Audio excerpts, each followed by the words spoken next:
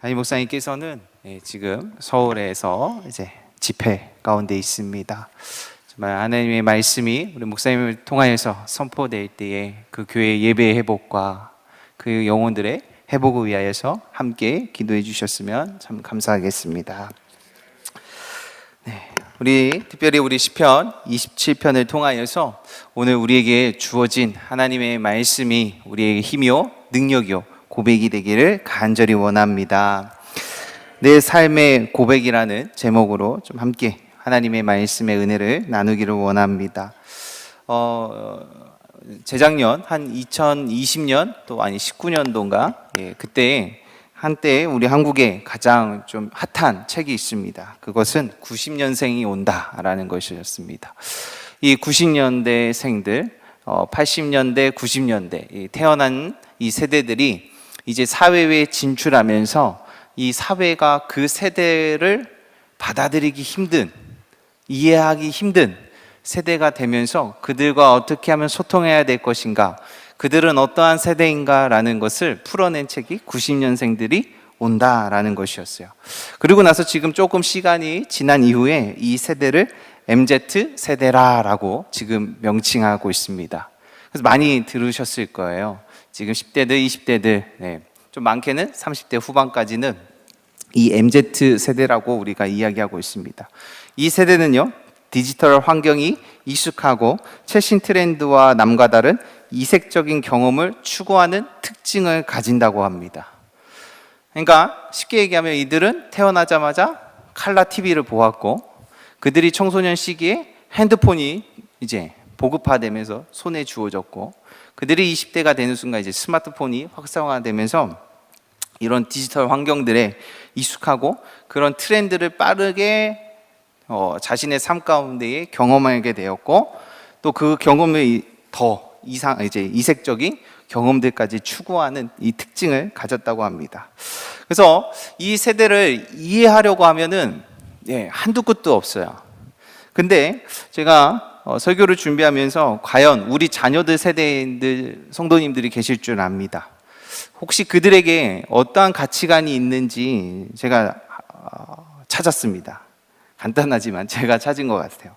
이 MZ 세대의 가치관에 있어서 중요한 것은 개인의 행복에 있다고 합니다. 그러니까요, 내가 아무리 좋은 직장을 다녀도 이 직장이 나에게 행복을 침해해. 그러면 어떻게 해요? 그만둬요. 그러니까요, 지금 어떠한 현상이 일어나냐면 이제 차장급 되는 분들 있잖아요. 40대 후반들이 이 신입사원을 받아서 잘 키워가지고 이제 회사에 이제 잘 써먹으려고 하는데 갑자기 퇴사한대요. 그리고 이 친구들과 소통하면서 회사에 일을 하고 싶은데 갑자기 사라지고, 의사소통 안 된다 그러고 자기 할 거 하고 따라가고, 회식을 가야 되는데 자기는 회식 안 하겠다 하고 다른 것을 하고.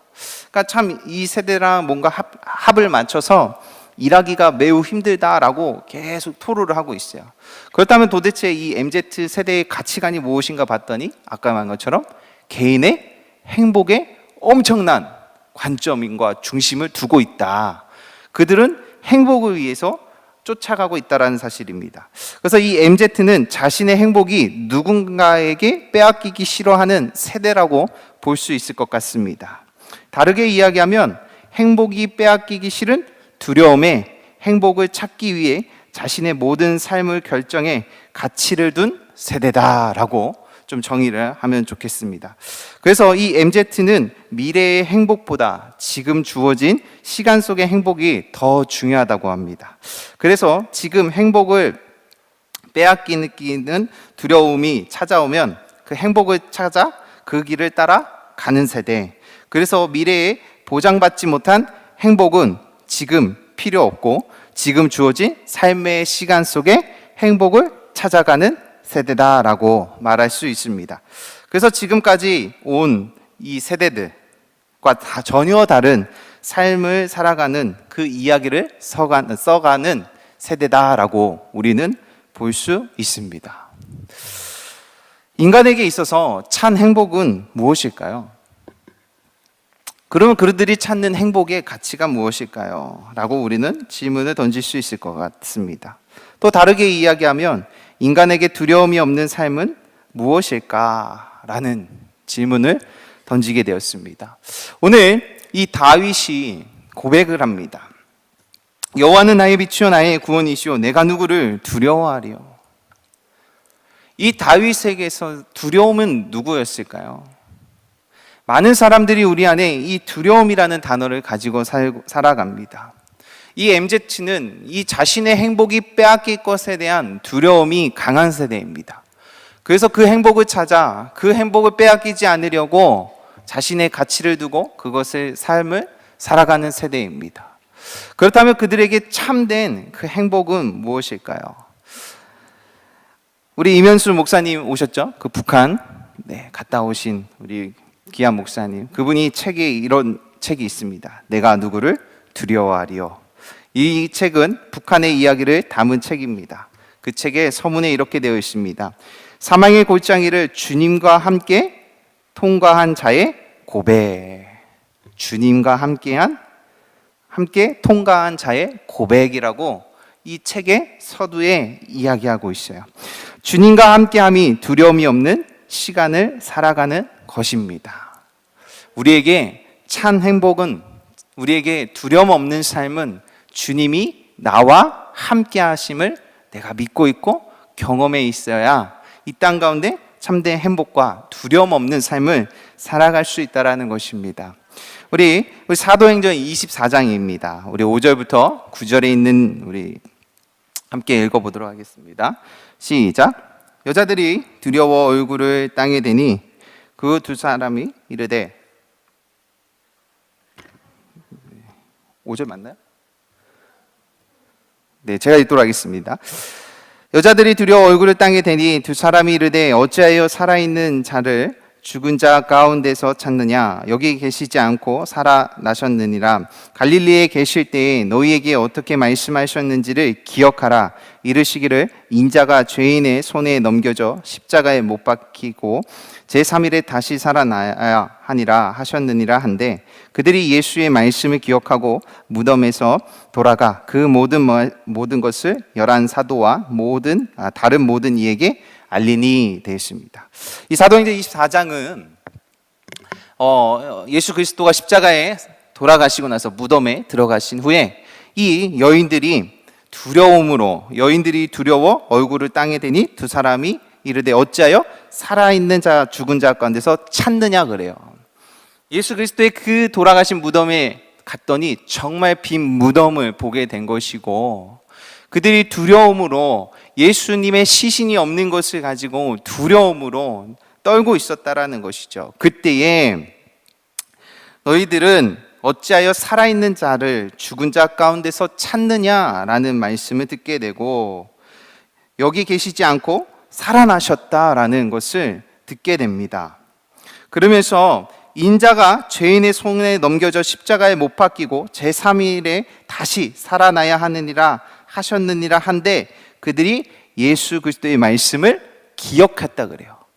그 자신의 두 눈으로 예수 그리스도의 그 부활하심을 경험하는 순간 그들이 두려웠던 마음이 갑자기 바뀌게 됩니다. 그 이후로 무덤에서 돌아가 이 모든 것을 11사도와 모든 이에게 알리는 담대함이 갑자기 생겨요. 예수 그리스도가 어떻게 돌아가신지 아시죠? 예수 그리스도가 십자가에 못 박혀 돌아가심으로 인하여서 제자들도 도망갔어요. 왜? 예수 그리스도와 엮이면 안 되니까. 그러나 그들 안에 예수 그리스도의 말씀이 기억됨이 딱 확인이 되고 정말 예수 그리스도의 부활하심을 자신의 두 눈으로 목격하게 되는 순간 그들 안에 있던 두려움이 사라지며 예수 그리스도의 그 살아계심이 나와 함께 하심으로 바뀌니까 담대함이 생겨서 그 사도들을 찾아가서 예수 그리스도의 살아계심을 이야기하고 자신이 모든 만나는 이들에게마다 만날 때마다 예수 그리스도의 이름을 증거한다라는 거예요. 우리는 우리 안에 참된 두려움이 없는 삶, 행복하다는 것은 어떻게 보면 예수 그리스도와 함께 동행함에 있다라는 사실입니다. 우리가 아무리 이 시대를 살아가면서 행복이 잘못된 것으로 착각하는 시대를 살아가고 있습니다. 이 MZ 세대들이 자신의 행복을 쫓아 살아가는 그 삶을 보세요. 이해가 됩니까? 어쨌든 저도 납득이 안 돼요. 같은 세대이지만 참 어떻게 저럴 수가 있을까? 정말 그들은 입술로는 자신의 가치에 이 행복을 두어서 쫓아가고 있습니다. 그러나 참된 행복은 예수 그리스도를 만나야 될 줄 믿습니다. 가치란 인간의 행동에 영향을 주는 어떠한 것이라고 이야기하고 있습니다.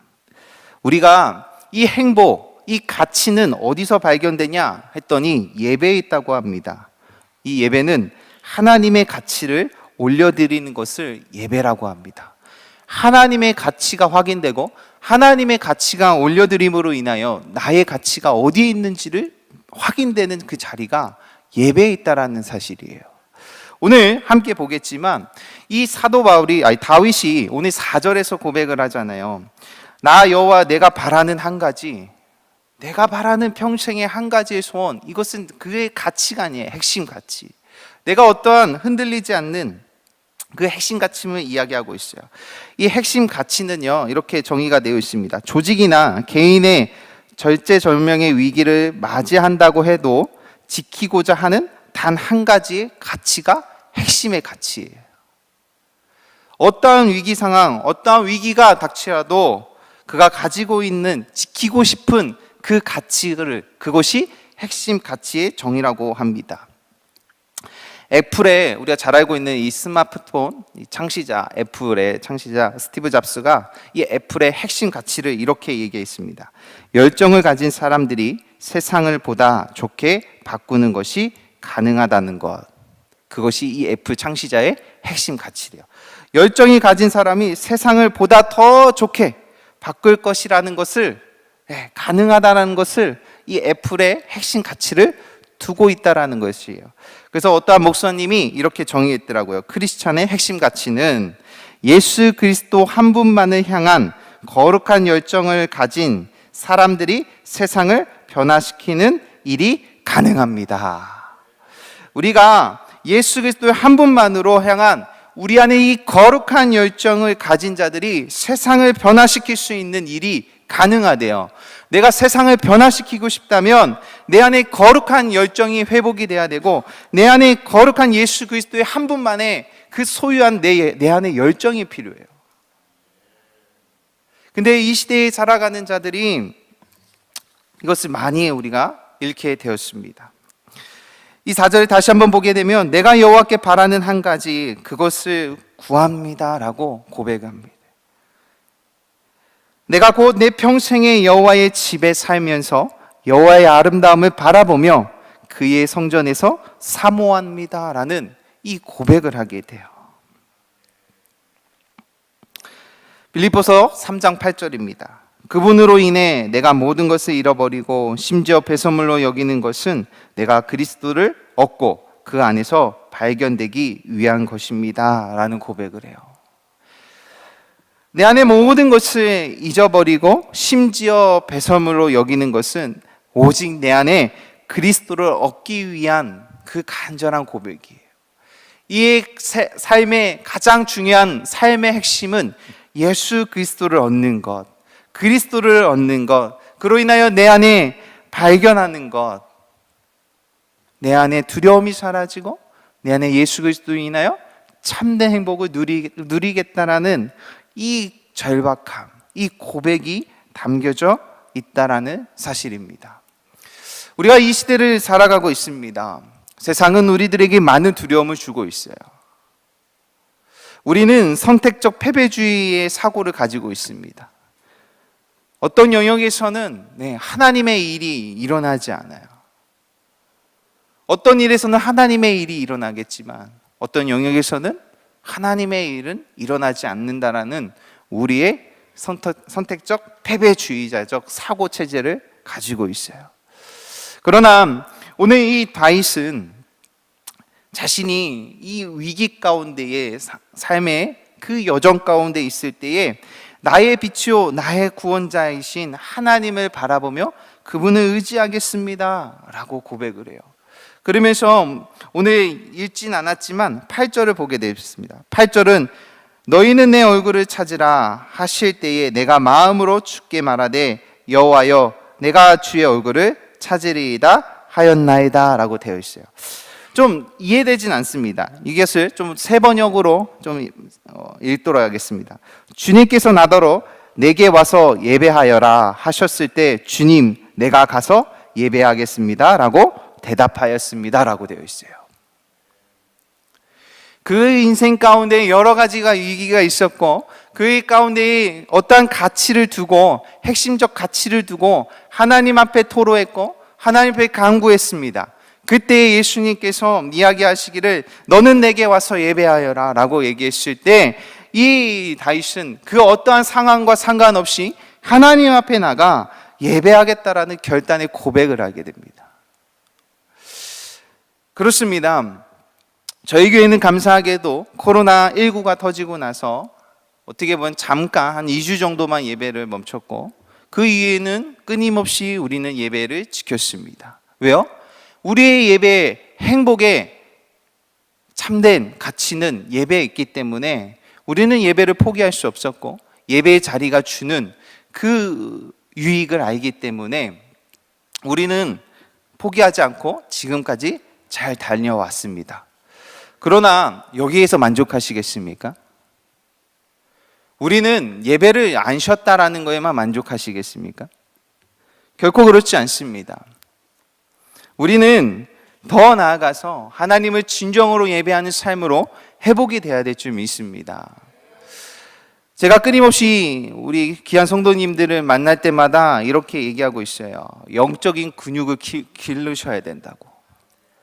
지금 영적인 근육이 다 빠지셔가지고 이 영적인 근육을 다시 한번 일으켜야 되는데 이 3년이라는 시간 속에 이게 너무 편함을 알았어요.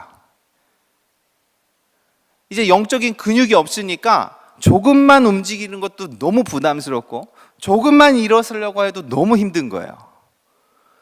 그리고 이 편안함을 알았기 때문에 이제 굳이 움직일 이유가 없는 거죠. 그러나 다시 이제 깨우셔야 된다. 우리 다시 한번 영적인 이 근육을 회복하고 그 영적인 근육을 다시 우리는 만들어야 된다. 근데 만들려고 하면 어때요? 더 힘듭니다. 운동을 하던 사람은요, 내일 운동을 해도 괜찮아요.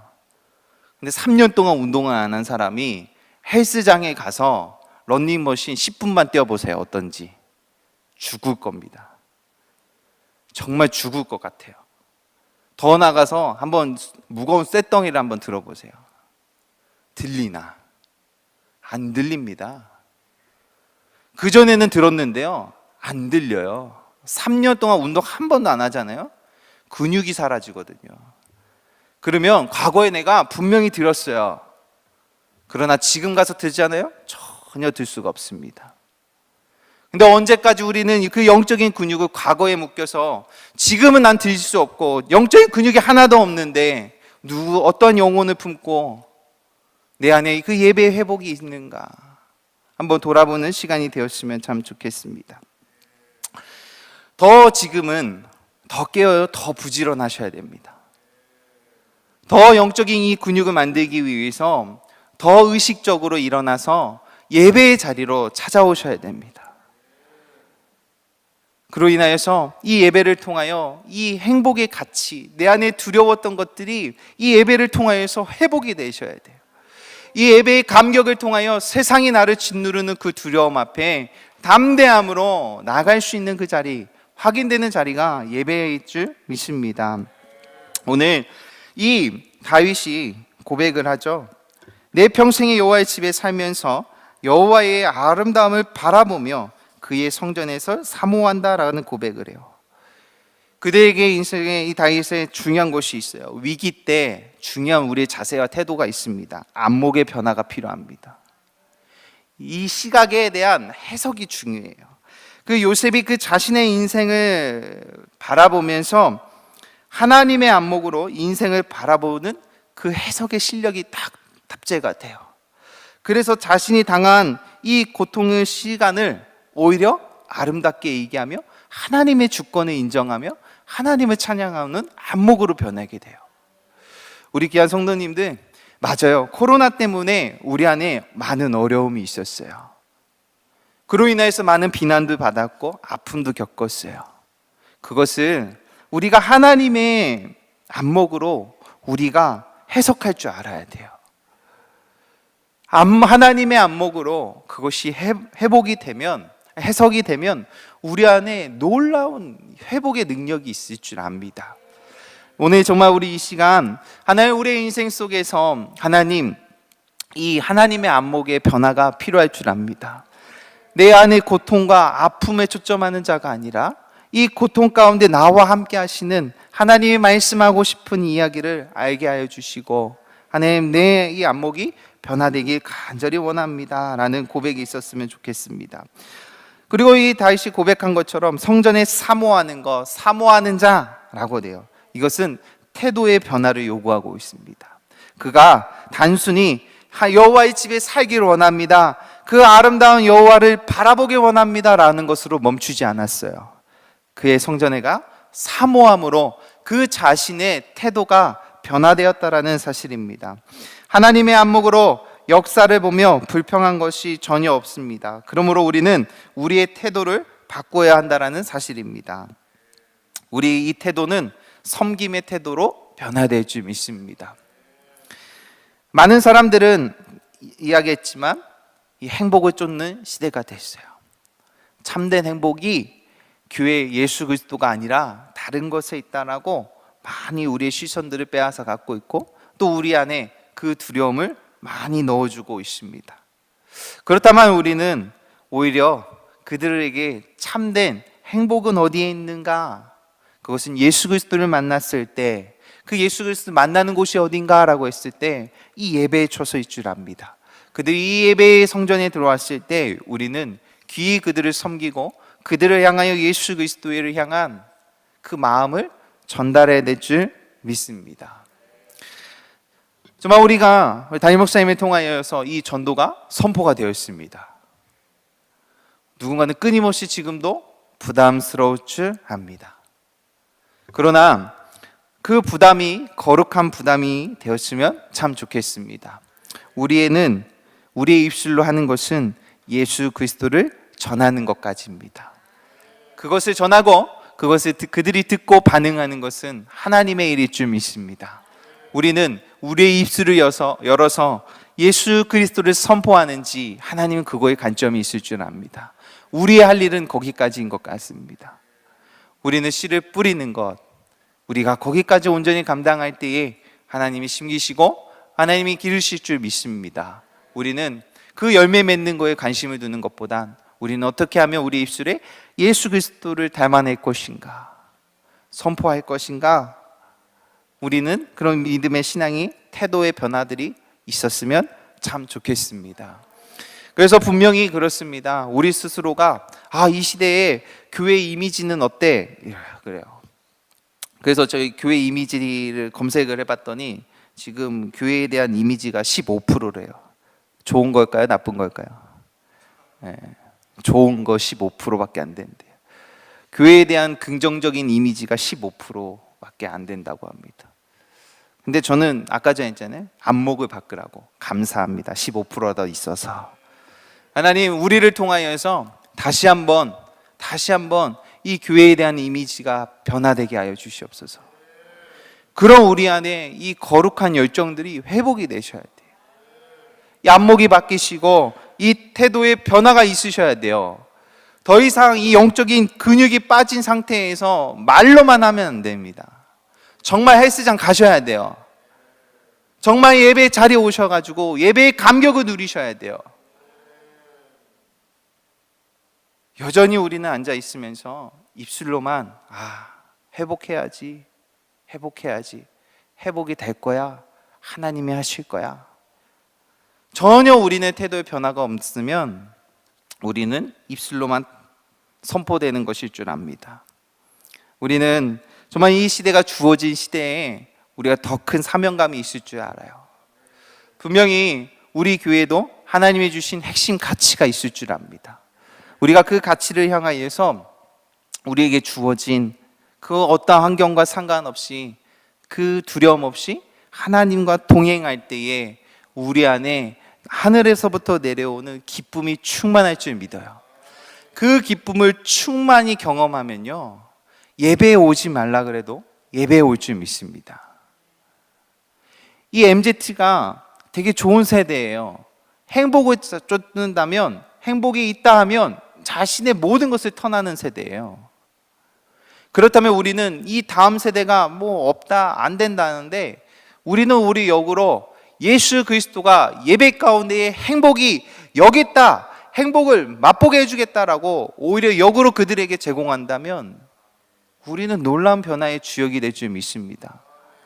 그렇다면 정말 우리가 예수 그리스도의 만남으로 인하여 이 예배의 행복이 무엇인지 우리가 철저히 경험해야 되고, 매 순간 이 예배를 통하여서 우리 안에 감격이 회복돼야 될 줄 믿습니다.